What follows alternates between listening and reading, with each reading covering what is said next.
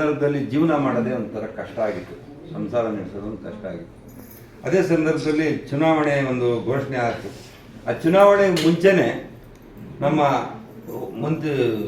ಮುಖ್ಯಮಂತ್ರಿಗಳಾದಂಥ ಸಿದ್ದರಾಮಯ್ಯನವರು ಹಾಗೆ ಉಪಮುಖ್ಯಮಂತ್ರಿಗಳಾದಂಥ ನಮ್ಮ ಡಿ ಕೆ ಶಿವಕುಮಾರ್ ಅವರು ಹಾಗೆ ನಮ್ಮ ತಾಲೂಕಿನ ಶಾಸಕರಾದಂಥ ಜನಪ್ರಿಯ ಶಾಸಕರಾದಂಥ ಶರತ್ ಬಚ್ಚೇಗೌಡರು ಇವ್ರ ನೇತೃತ್ವದಲ್ಲಿ ಚುನಾವಣೆ ಮುಂಚೆನೇ ನಾವು ನಮ್ಮ ಸರ್ಕಾರ ಬಂದರೆ ಈ ಪಂಚ ಗ್ಯಾರಂಟಿಗಳ ಬಗ್ಗೆ ಆಶ್ವಾಸನೆ ಕೊಟ್ಟಿದ್ವಿ. ನಮ್ಮ ನಾಯಕರುಗಳು ಸದಾ ಮನೆ ಮನೆಗೆ ಬಂದು ನೀವು ಆಶ್ವಾಸನೆ ಕೊಟ್ಟಿದ್ದು. ಕೆಲವರು ನಂಬಲಿಲ್ಲ, ಏನಿವ್ರು ಎಲೆಕ್ಷನ್ ಗೆಲ್ಲಕ್ಕೋಸ್ಕರ ಹೆಂಗೆ ಹೇಳ್ತಾವ್ರೆ ಮಾಡ್ತಾರೋ ಇಲ್ಲ ಒಂದು ಅನುಮಾನ ಇತ್ತು. ಬಂದು 1 ವರ್ಷಕ್ಕೆ ಇದನ್ನು ಅನುಷ್ಠಾನಗೊಳಿಸಿರ್ತಕ್ಕಂಥದ್ದು. ಇವತ್ತು ಎಲ್ಲರೂ ನೀವು ಇದನ್ನು ಉಪಯೋಗ ಪಟ್ಕೊತಾ ಇದ್ದೀರಿ. ಅದನ್ನು ಸರ್ಕಾರದಲ್ಲಿ ನಮ್ಮ ಬಡ್ಜೆಟ್ನಲ್ಲಿ ಸುಮಾರು 1000 ಕೋಟಿ ಇದಕ್ಕೆ ಮೀಸಲಿಟ್ಟಿದ್ದಾರೆ. ಮೀಸಲಿಟ್ಟಿದ್ದಾಗ ನಾವು ಬರೀ ತಾಲೂಕ್ ಪಂಚಾಯತಿಯಲ್ಲಿ ಒಂದು ಮೀಟಿಂಗ್ ಸಭೆಗಳು ಮಾಡ್ತಾ ಇದ್ವಿ. ಆ ಸಭೆಗಳು ಮಾಡ್ತಾ ಇದ್ದಾಗ 92-91% ಇತ್ತು, ಇನ್ನು ಪರ್ಸೆಂಟೇಜಲ್ಲಿ ಕಡಿಮೆ ಬಾಕಿ ಇದ್ದ ಕಾರಣ ನಾವು ಆಗ ಒಂದು ಪದ್ಧತಿ ಪರಿಶೀಲನಾ ಸಭೆ ಅಂತ ಮಾಡಿದ್ರು. ಅದಕ್ಕೆ ನಮ್ಮ ಶಾಸಕರು ಬಂದರು. ಅವತ್ತೊಂದು ಆದೇಶ ಮಾಡಿದರು, ನೀವು ಪ್ರತಿ ಏನು ಸರ್ಕಾರದಿಂದ ಸೌಲಭ್ಯಗಳು ಬರ್ತವೆ ಪ್ರತಿಯೊಬ್ಬ ಕಟ್ಟೆಕಾಡ ವ್ಯಕ್ತಿಗೂ ಪ್ರತಿಯೊಬ್ಬ ಫಲಾನುಭವಿಗೂ ಅರ್ಹ ಫಲಾನುಭವಿಗೂ ತಲುಪಿಸೋದು ಒಂದು ಕರ್ತವ್ಯ ನಮ್ಮದು. ಏನು ಈಗ ಅನುಷ್ಠಾನದ ಒಂದು ಸಮಿತಿ ಮಾಡಿದ್ದಾರೆ, ಅದಕ್ಕೆ ನನ್ನ ಅಧ್ಯಕ್ಷರು ಮಾಡಿದ್ದಾರೆ.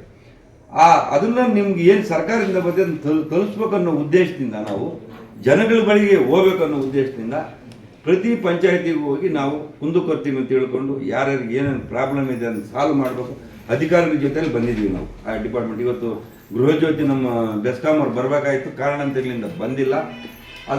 ಅದ್ರ ಬಗ್ಗೆ ಏನಾದರೂ ಇದ್ದರೆ ನೀವು PDO ಕಂಪ್ಲೇಂಟ್ ಮಾಡಿರಿ, ನಾವು ಮಾಡ್ತೀವಿ. ಅದೇ ರೀತಿ ಇವತ್ತು ಈ ಕಾರ್ಯಕ್ರಮ ಅದೇ ರೀತಿ ನಮ್ಮ ಶಿವನಾಪುರ ಪಂಚಾಯತಿಯಲ್ಲಿ ನಮ್ಮ ಮಂಜುಳಮ್ಮನವರ ಅಧ್ಯಕ್ಷತೆಯಲ್ಲಿ ಇವತ್ತು ಕಾರ್ಯಕ್ರಮ ಕೈಗೊಂಡಿರ್ತಕ್ಕಂಥದ್ದು. ಈ ಕಾರ್ಯಕ್ರಮ ಕೈಗೊಂಡು ನೀವು ಇವತ್ತು ನಿಮ್ಮ ಕುಂದುಕೊರತೆಗಳನ್ನ ತಿಳಿಸಿದ್ದೀರಿ. ನಮ್ಮ ಅಧಿಕಾರಿಗಳು ಬಹಳ ಶ್ರಮಪಟ್ಟು ಇದನ್ನ ಅನುಷ್ಠಾನಗೊಳಿಸಬೇಕಂತ ತುಂಬಾ ಶ್ರಮಪಟ್ಟು ಪ್ರತಿಯೊಬ್ಬ ಅಧಿಕಾರಿನೂ ಸಂಬಂಧಪಟ್ಟ ಇಲಾಖೆ ಅಧಿಕಾರಿಗಳು ಕಷ್ಟ ಬೀಳ್ತಾ ಇದ್ದಾರೆ. ಪಾಪ ಅವ್ರಿಗೂ ಒಂದು ಇದಾಗಬೇಕು. ಆದ್ರಿಂದ ನೀವು ಇವಾಗ ಅವ್ರು ಹೇಳ್ದಂಗೆ ಮಹಿಳಾ ಕಲ್ಯಾಣ ಇಲಾಖೆದ ಆಫೀಸ್ ಎಲ್ಲಿದೆ ಅಂತ ಕೆಲವ್ರು ಗೊತ್ತಿರಲಿಲ್ಲ, ಗೊತ್ತದೆ.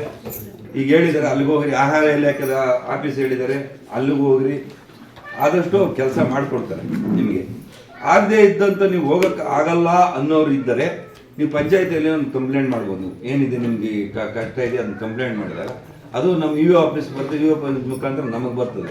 ಅದನ್ನು ನಾವು ಅಧಿಕಾರಿಗಳಿಗೆ ಹೇಳಿ ಅವ್ರು ಆದಷ್ಟು ಕೆಲಸ ಮಾಡ್ತಾ ಇದ್ದಾರೆ. ಪಾಪ ಯಾವುದೂ ಇಲ್ಲ ಅಂತ ಹೇಳಿಲ್ಲ, ಮಾಡ್ತಾವ್ರೆ. ಹಂಗೆ ಯಾರಾದರೂ ಮಾಡಿಲ್ಲ ಅನ್ನೋ ಉದ್ದೇಶ ಒಂದು ಇದ್ರೆ, ನಿಮಗೆ ಮಾಡಿಲ್ಲ ಅನ್ನೋದಿದ್ರೆ ನಮಗೆ ನೇರವಾಗಿ ಹೇಳ್ಬೋದು. ನೇರವಾಗಿ ಹೇಳಿದಾಗ ನಾವು ಅಧಿಕಾರಿಗಳಿಗೆ ಅದನ್ನು ಸಂಬಂಧಪಟ್ಟ ಅಧಿಕಾರಿಗಳಿಗೆ ತಿಳಿಸಿ ಅದನ್ನು ಸರಿಪಡಿಸೋ ಕಾರ್ಯಕ್ರಮನ ಒಂದು ಮಾಡ್ತೀವಿ ನಾವು ಅಂತೇಳಿ ಇವತ್ತು ನೀವೆಲ್ಲ ಇಷ್ಟು ಜನ ಸೇರಿ ನಿಮ್ಮ ಕುಂದುಕೊರತೆಗಳು ನಿಮ್ಮ ಅಹವಾಲುಗಳನ್ನು ನಮ್ಮಲ್ಲಿ ಹಂಚಿಕೊಂಡಿರೋದಕ್ಕೆ ಮತ್ತು ಇಲ್ಲಿ ಈ ಪಂಚಾಯತಿಯಿಂದ ಆಯೋಜಿಸಿದ್ದ ಒಂದು ಕಾರ್ಯಕ್ರಮಕ್ಕೆ ಯಾರು ಹೊಣೆಗಾರರಾಗಿದ್ದವರಿಗೆಲ್ಲ ಧನ್ಯವಾದಗಳು ಹೇಳ್ತಾ ನಾನು 2 ಮಾತು ಮುಗಿಸ್ತೀನಿ. ಹಾಗೆ ಪ್ರತಿ ತಿಂಗಳು 2,000 ಕೊಡೋದ್ರಿಂದ ಮಕ್ಕಳಿಗೆ ಫೀಸ್ ಕಟ್ಟೋದ್ರಿಂದ ಎಲ್ಲಕ್ಕೂ ಒಂದು ಸೌಲಭ್ಯ ಇದೆ. ಮತ್ತೆ ಇದು ಗೃಹ ಜ್ಯೋತಿದು ಅದು ನಮ್ಗೆ ಅನುಕೂಲ ಆಗಿದೆ, ಪರವಾಗಿಲ್ಲ, ಎಲ್ಲಾದ್ರಲ್ಲೂ ಅನುಕೂಲ ಸಿಕ್ಕಿದೆ.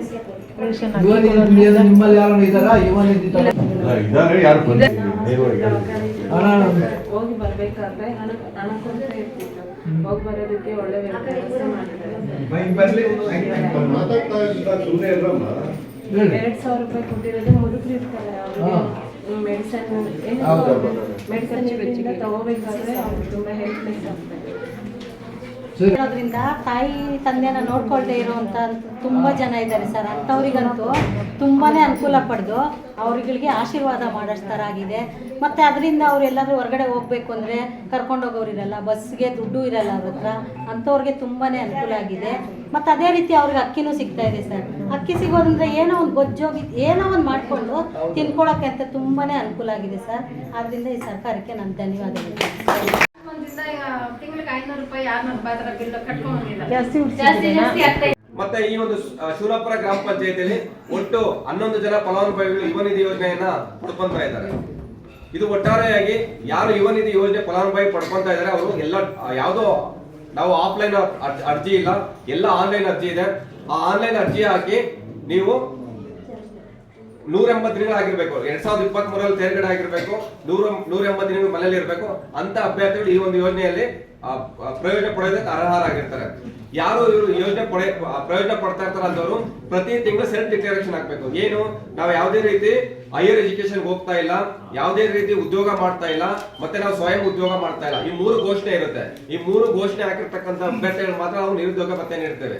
ಮತ್ತೆ ಯಾರು ಎಲ್ಲ ಕೌಶಲ್ಯಕ್ಕೆ ಸಂಬಂಧಪಟ್ಟಾಗೆ ಕೌಶಲ್ಯ ತರಬೇತಿ ಬೇಕು ಅಂತ ಕೇಳ್ಕೊಂತಾರೋ ಅವರಿಗೆ ನಮ್ಮ ಸರ್ಕಾರದಿಂದ ರೂಟ್ ಸಿಟಿ ಮತ್ತೆ RCT ಏನಿದೆ, RCT ಸೊಂಡಳಿಪುರದಲ್ಲಿ ತಮ್ಗೆಲ್ಲ ಗೊತ್ತಿದೆ, ಅಲ್ಲಿ ಉಚಿತವಾಗಿ ಕೌಶಲ್ಯಕ್ಕೆ ಸಂಬಂಧಪಟ್ಟಾಗ ಎಲ್ಲಾ ತರಬೇತಿಗಳು ನೀಡುತ್ತೆ.